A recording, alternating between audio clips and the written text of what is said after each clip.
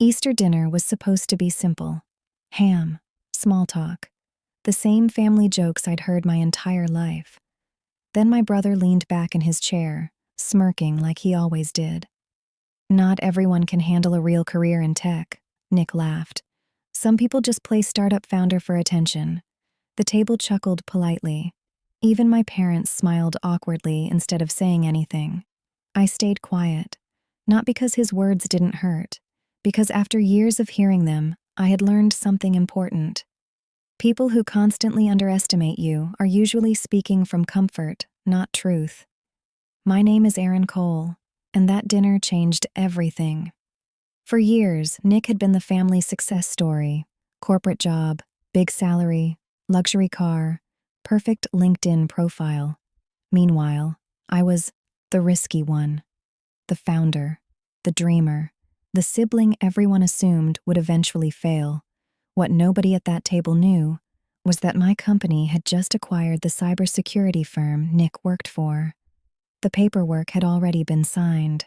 The restructuring plans were already finalized. And yes, Nick's position had been eliminated. I never planned to mention it, because despite everything, I still believed business should stay professional. Then my grandfather calmly set down his fork and asked, "Is that why her company just bought his?" Silence. Complete silence. Nick looked at me like the ground disappeared beneath him. "Wait, what?" I met his eyes gently. "The official announcement goes out Monday." For the first time in years, my brother had nothing to say. The rest of dinner felt strangely quiet, not tense, just honest. Because sometimes the loudest person in the room suddenly realizes they misunderstood who held the power all along. Later that night, Nick cornered me in the kitchen. "You knew this whole time?" I nodded. "You let me embarrass myself." I looked at him calmly. "No, Nick, you did that on your own." That conversation stayed with me for days, not because I enjoyed seeing him humbled, but because I finally understood something deeper. Success doesn't always need defending. Sometimes the truth speaks for itself. Monday arrived. The acquisition became public. People in the industry started connecting the dots. Suddenly, the little startup my family mocked became the company everyone was talking about. And for the first time in my life, my family stopped laughing when I spoke about my work. But the strange part? I didn't feel victorious. I felt free. Free from constantly proving myself. Free from shrinking my ambition to make other people comfortable. Free from apologizing for building something different.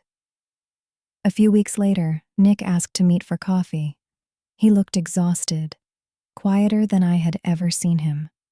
After a long silence, he finally admitted, "I underestimated you."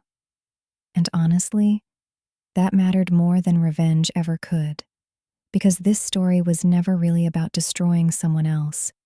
It was about finally believing in myself even when the people closest to me didn't. As my company kept growing, opportunities followed.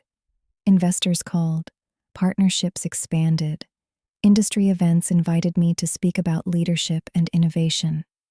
At one conference, a young entrepreneur approached me afterward and said, "My family thinks my business is a joke too." I smiled because I knew exactly how that felt. Then I told her something I wish someone had told me years earlier. People can only measure your dream using the size of their own imagination. That moment stayed with me, more than headlines, more than business wins, more than proving anyone wrong. Because real success isn't watching others lose. It's building a life where their doubt no longer controls your confidence. Today, my relationship with my family is different, not perfect, but more honest. My parents finally understand that success doesn't always wear a corporate title. And Nick? Over time, we slowly stopped competing and started talking like siblings again. Turns out humility changes people, including me. Because the greatest lesson I learned wasn't how to win. It was how to stop needing permission to believe in my own potential. And maybe that's the real message here. Sometimes the people who laugh at your dream are simply standing too far away to see what it's becoming.